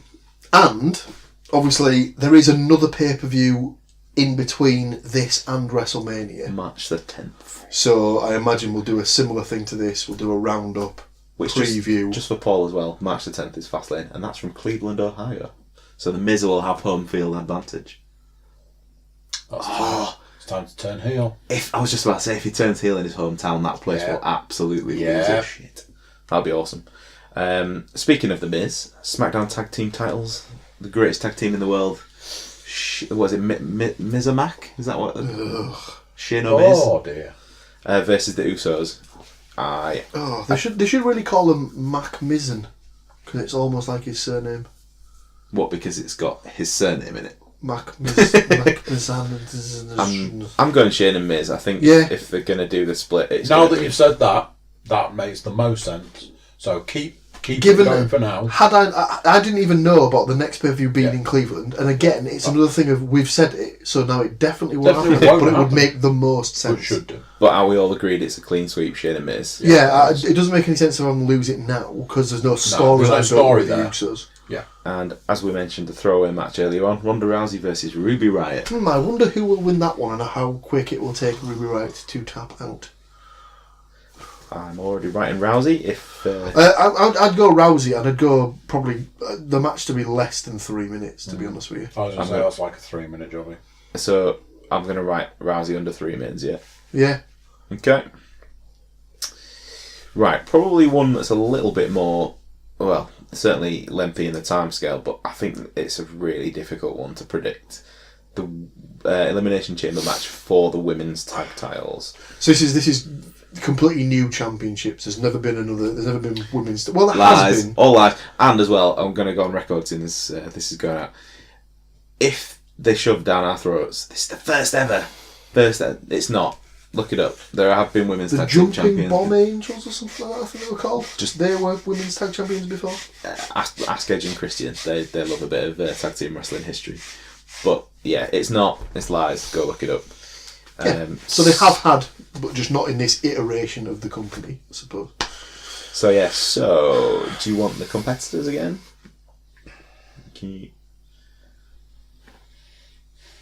I've got for this one purely based on, I think a heel team will win it first, and she's had a bit of a push of it. I'm going to pick Nia Jax and Tamina for me. It's face breaker all the way, isn't it? I mean, as much hype as it's been given, I feel they've kind of dropped the ball on this. I get, as somebody who likes a lot of wrestling, it comes across as a little not unnecessary, because I think they're right to even out the playing field, but it's like they've built it up for a good 3 or 4 weeks and then thought, nah, well, whatever. They've not really carried through with the hype, I don't think. Yeah, there's been, which is a massive shame. It doesn't feel as prestigious as it should to me. I also it should be a big thing. Yeah, and it doesn't feel like it is. Well, for the last couple of years they've done the Mae Young Classic for the women's, like as a singles tournament. Yeah. Within NXT they've done the Dusty Rose. Was it Dusty Classic as Dusty well? Tag Team Classic in NXT as well. So why have they not done something in that vein where it's a tag team, like a proper tournament? Because in theory, I don't know if they've jumped the gun on it. They could have done it a bit early, because they did Evolution late last year, October time last year, where it was the first all-women's pay-per-view. Again, just have the tag team titles tournament as the story for the next women's pay-per-view. I don't understand why that wasn't, or have it as part of that. It didn't make any sense to me. I don't think that they thought that they were actually going to do it at that time. And I think it's probably, if they're going to keep it in October, it's then too far to the next one. But they could have kept that on for me. So do you have a preference, Mr. Williams? When it all got first announced, I would have said it seemed like it could be absolutely nailed on that it'd be Banks and Bayley. Yep. Do you feel it makes a difference that they're going to be in first? The further it's gone on, I feel like they've had this tease of them two sort of fighting against each other for so long that I think it kind of makes sense for them to now pull the trigger on that, turn Banks heel, and have them have a big sort of storyline together, because I think people might buy into that. Mm-hmm. Whereas them as the tag team champions, I just think people will be like, I don't really care about this. Well, if they turn Banks heel and put the titles on Nia and Tamina, that's like going back to Team Bad from a few years ago. Yeah. So, could happen. Gonna push it for a decision. I can tell you it's not going to. I'd like it to be the Iconics at some point, because I really like them too, but I don't think they'll win. As an outsider, stick me down for Mandy Rose and Sonya Deville. Is that because you're not thinking with your brain on that decision? Pretty much. Bye. But they've almost been doing more with Mandy Rose. So they could drop the titles into a program with, because it's Mandy and fighting against Naomi, and Naomi's obviously in there as well. So they could do that. That's feasible. Andy? Facebreaker. Facebreaker. Facebreaker. Okay. And the last match that we have announced thus far is the main event. This should be one hell of a match, to be fair. Yeah. I'd seen one thing that we didn't cover earlier on about this gauntlet match that's happening on SmackDown. I'd seen, again, through dirt sheet stuff, that there's a possibility that Mustafa Ali might be injured. Oh. He's got a bad back, and I think because Randy Orton gave him a legit black eye on SmackDown last week, they're going to sell it as injuries that have been sustained at the hands of the Viper. So we'll see what happens with that. So Mustafa Ali, I don't think anybody would necessarily pick him to win, but it might have been sort of an Iron Man version, if you like. He might have had a good showing in the match, but if his injuries worse than first thought, they might end up pulling him from the match, and he might get replaced, possibly. So I personally can't, especially for the fact that they've made a brand new title, can't see anything other than a Daniel Bryan win. Same. But as you said, the match itself to get to that point has the potential to be the best match we've seen so far this year, I think. The thing that I'm looking for in the match is the beginning of who's getting the title match at WrestleMania. So there's going to have to be. It's obviously not going to be done. It's obviously not going to. It's obviously not going to be. Will be in the title. It's obviously not going to be AJ Styles, because that's sort of been going on for 3-4 months now, and it just doesn't make any more sense to keep having them have matches against each other. So I'd be looking for. So I think I even maybe called Jeff Hardy before the Rumble and stuff like that. So you say you think Bryan will win, but Jeff has a good shout. Is that what you're saying? Yeah, I'd say Bryan will probably win the match, but in the course of the match, they'll set some sort of tease up that'll lead to Hardy winning a match at, is it Fastlane, the next one? Yeah. To get the title match at WrestleMania. Where is Samoa Joe factoring into all of this? It doesn't make any sense for him to wrestle Daniel Bryan. They're both heels.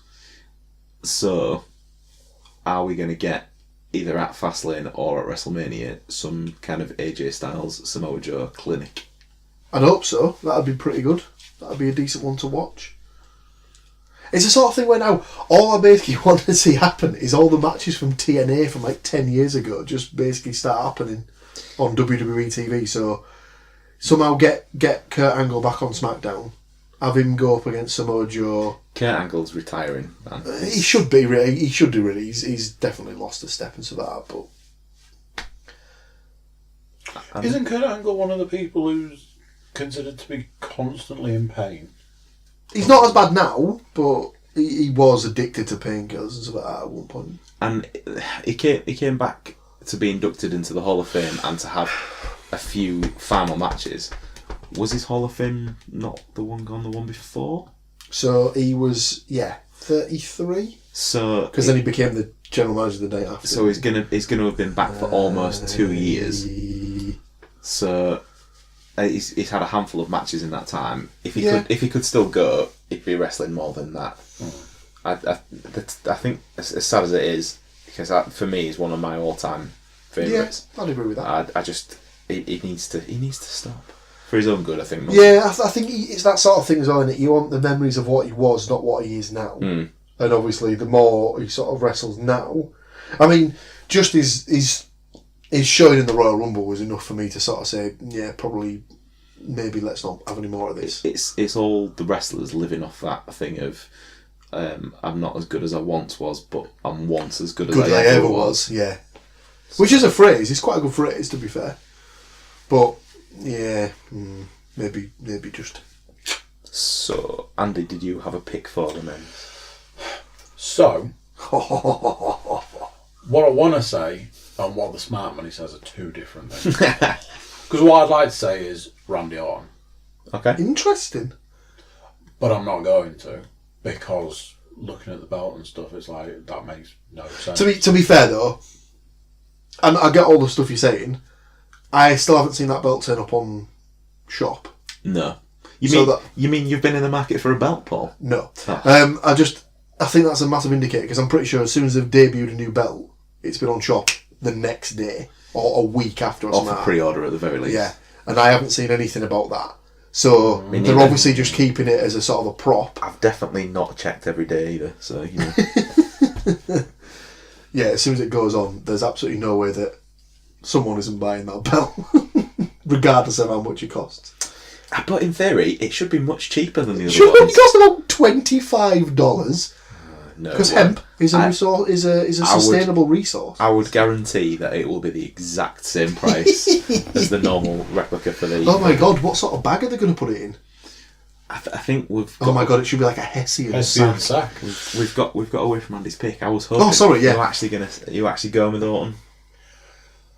I kind of really want to, but the smart money. It's not the smart money move, is it? Well. So can you put me down? You want to say Orton, but so Orton's butt is winning the title. To be fair though, this is the sort of time of year where they basically panic, and if they haven't got like anything in planned for one of the titles, they generally sort of just go, "What's Randy doing?" Put it on him. See Bray Wyatt feud from a couple All right, of years ago. Put me down, Randy. Keep going for it, okay.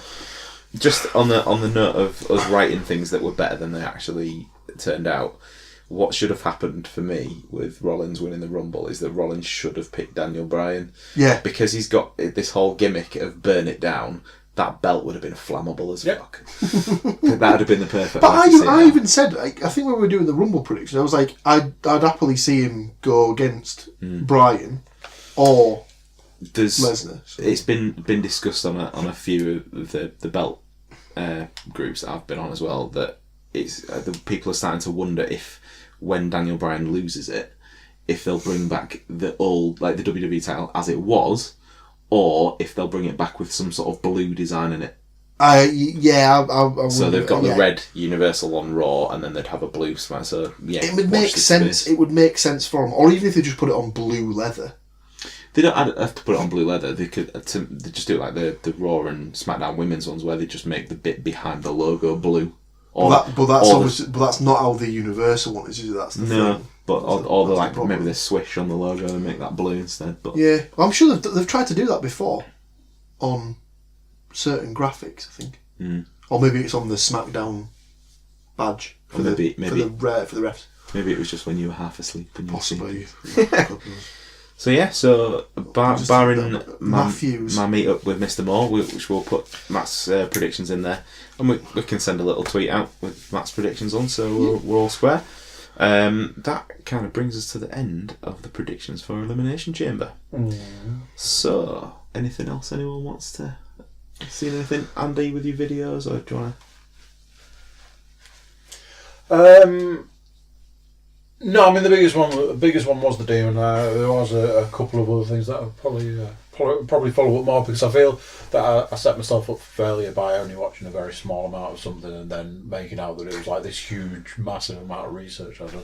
So maybe I'll pull on a few threads and see if that jumper unravels, and then come back with real research. Interesting. Watch the Takeover London one, and then watch seriously the video of the Eels song from Mighty Boosh, and tell me what the difference is. So is that bring us to the end? I think that is cut on the end of the episode, unless there's a quiz. Unless there is a quiz. Have we got a quiz? There might be a quiz. When you say might be. Holy shit balls. There might be a quiz. What we're running? Oh, that's fine. Yeah? We quiz it. How long's the quiz going to take? I can't tell you because I haven't fully... Right. So, as podcast watchers and listeners will know by now, the quiz that comes with this podcast is generally this like stipulations and all sorts of things that go with it. Sometimes the search criteria for that day's quiz, it starts with the words really hardest. Oh. Is this because of Paul's? Oh, now then. We might have done ourselves because I'm just reading the first line without going into it, and it actually says the hardest WWE Royal Rumble quiz. Ooh. Well, it's the review / Oh yes. going over the I like it. Okay. Let's let Paul win another quiz today. So. Oh, there's lots. There's 30 questions here. Well, that's one for every entrant, I guess. Do you want to do 10? I think that's why it was done that way. I think it was specifically done that way. Do you want 10 of these puppies? Do it. Yeah, let's do it. So we can do 10 now, 10 at another time. Do you want... I mean, Papier, he's obviously got his textbook to hand. So Pardon, Ben. Just pick a different page. So... Yeah, don't put football answers for this one. Do Put football answers for this one. As is always the case. Get the disclaimers out of the way first. I cannot be held to this quiz. Firstly, I did not get this quiz. It was yet again the Stats Mistress. provided by the Stats Mistress. Thank you, Stats Mistress. The search criteria was the hardest. The title is the hardest WWE Royal Rumble quiz you'll ever take. So that's a bold claim. I must say that. I bet he's going to be what number entrant Didn't was get so any and of so, What so and colour so. bootlaces? So question 2. We're missing question 1. Oh God. I think So that might have been a bootlace based question. We'll do 10 questions of the hardest Royal Rumble quiz. Can't be held responsible. I'm sure Paul will correct us if we. So I don't know what you mean, Andrew. it would appear Google. it would appear all multiple choice. Cool. Okay. Now for podcast and for the interest of safety, let's just rattle through this puppy. Cool. Question number 1. Who was the first person to enter the Rumble that is younger than the match itself? Oh my God! Was it Bo Dallas, Seth Rollins, Neville, Tyler Breeze? Question number 2. What number did Santino Marella enter when he broke the elimination record? Was it 13th, 14th, 27th, or 28th?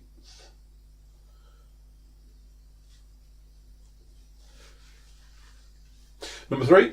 Who has appeared on more Royal Rumble promotional posters than anyone else? There'll be another pen somewhere. There's another pen there. It's alright, I can make it work, it's fine. Was it Stone Cold Steve Austin, The Undertaker, John Cena, or Triple H? Question number 4. How many men did Braun Strowman eliminate at the greatest Royal Rumble? Was it 9, 11, 13, or 15?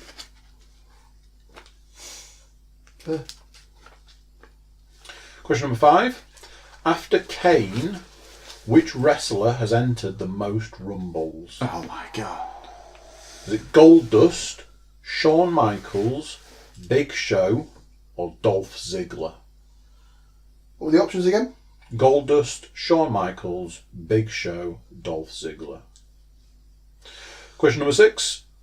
What year did The Undertaker win the Royal Rumble?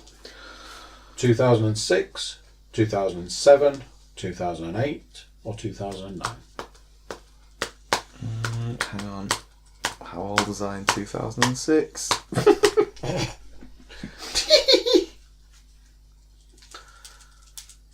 Question number 7. Which of these men haven't, in big capital letters, won the Rumble twice?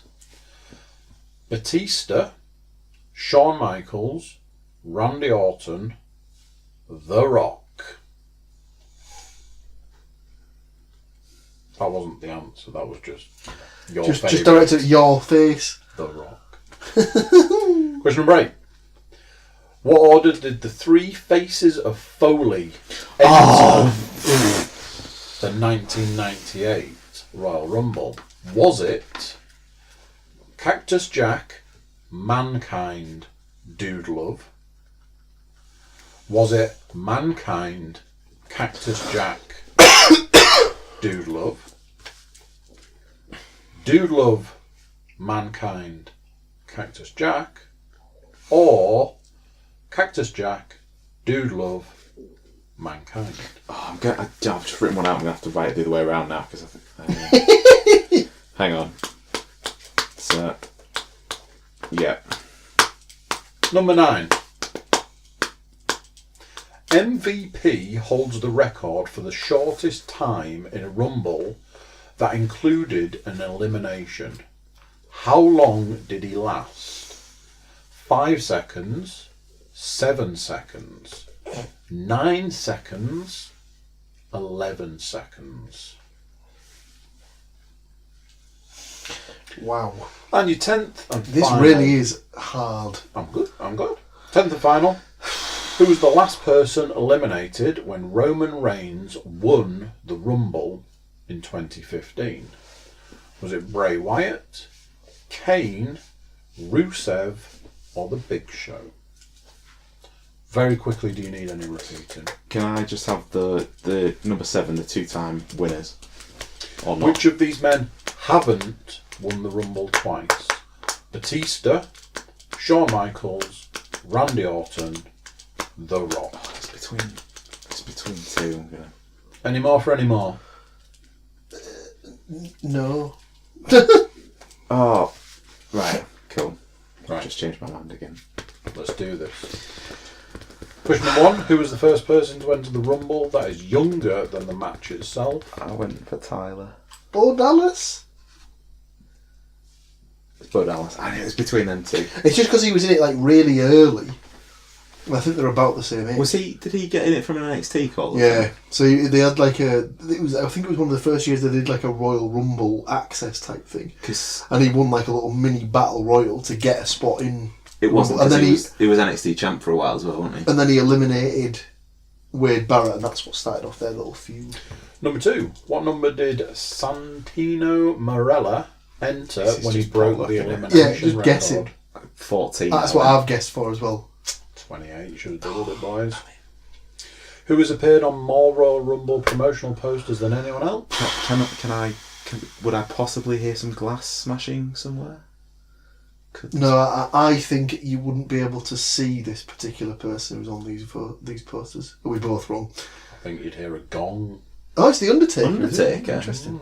See, to be honest, I was a bit confused by that one because the majority of the ones lately have had been everyone. Everybody on them.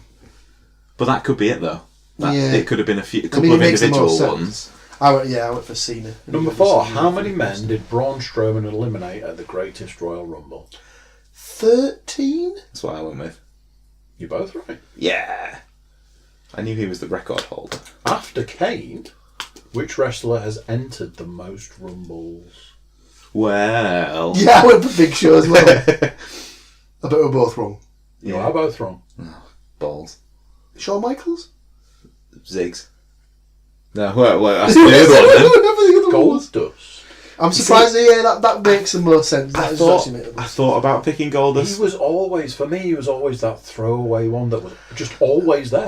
Which is because he's always been in the company. He did have a hefty hiatus in the middle, which is why I picked Big Show. But then I guess Big Show kind of came into it not too long before he had his hiatus. And if you think about it with a Big Show, there was a couple of years in like a row where he was always in the championship match. I know it wasn't a thing for getting an extra point, but at which point did you write the answer for this next one down? Did I even get to start the numbers? I put 2007 before the options even came out. What year did The Undertaker win the Royal Rumble? I've gone for 2007. Because it was 2007. The reason why I said about what age was I in 2006? Because you know full well 26. You know full well because I was born in '84, show my age, and WrestleMania started. This guy. WrestleMania started in '85. The number of WrestleManias correlates to my birthday, and because I am an idiot, quite often when people say, "Oh, how old are you?" I go, "What WrestleMania was it?" And that is how I know how old I am. Brilliant. Oh, so you're 35 this year? Yeah. Because it's WrestleMania 35. Not till October. Which of these men haven't won the Rumble twice? Your favourite? Yeah. So I'm like reading through the thing and I went, The Rock. Looked back down and went, shit. So I'm like, I'm not telling you that because that's good the cover, answer, man. Yeah, good cover. Even though it is. You went through all of them there, didn't you? No, because I wrote twice because I didn't. And then I thought Batista, and I thought no, because when he came back and was Blue Tista, that was his second. So I went for The Rock because that was the year that he won it, and was it him and Big Show went over at the same time? But his feet actually touched, so he should have lost it. This is going to be an absolute. What order did the three faces of Foley enter the 1998? What did you go? Royal Rumble? So I went. You went for the same as me in the end as well. So I'm pretty sure Cactus Jack was one of the first two. Might have even been number 1. Then it was Dude Love, and Mankind was 30th. I haven't got the specific numbers that he's got, but I have got Cactus, Dude, Man. I am really surprised because you've got it wrong. Oh! Was it Dude Love last?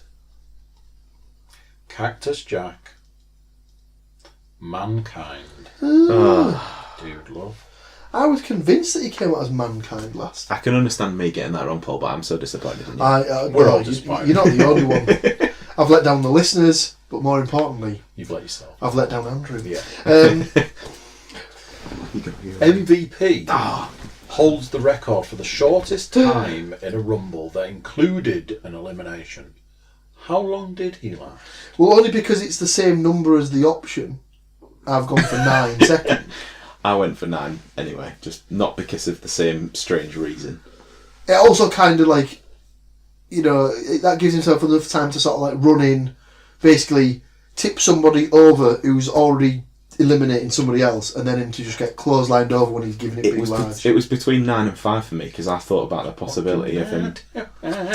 No, I wasn't thinking about Dolly, but should always be thinking about Dolly. I was thinking, what if he eliminated himself whilst he was doing it, like a full-on clotheslined over? I can't remember the elimination. Is he not the guy that threw himself out the ring?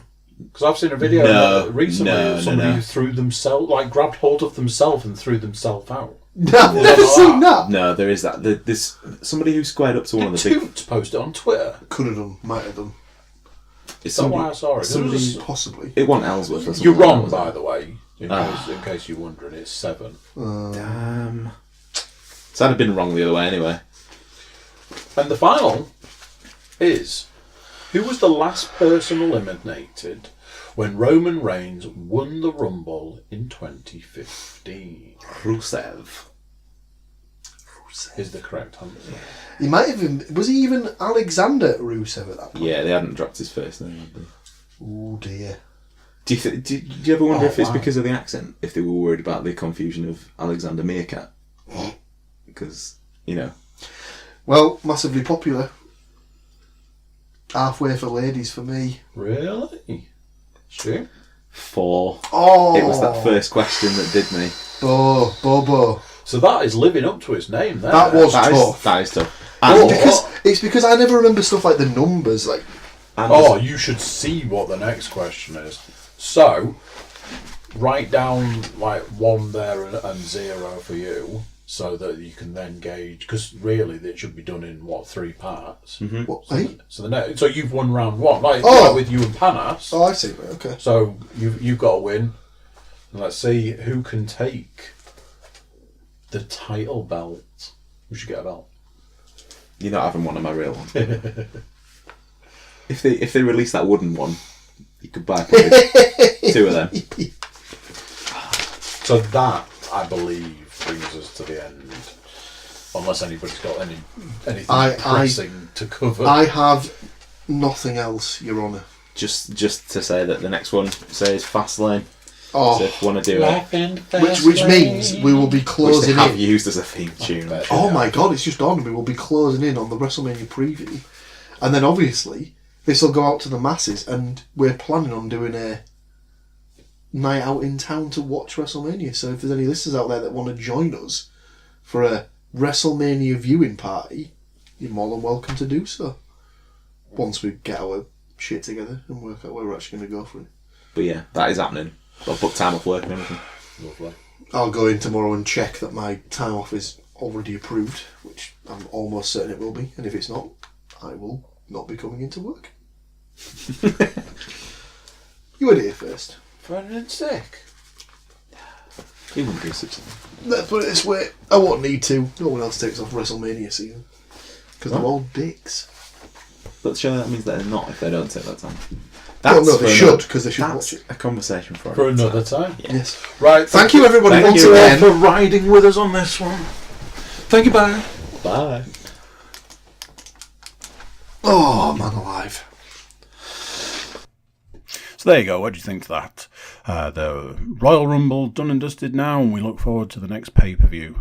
If you're a YouTube watcher, then make yourself a YouTube subscriber. Click for notifications and all that sort of stuff. Leave us a comment. How did you do in the quiz? Did you win? Everybody should jump over to the Cookiecast.com.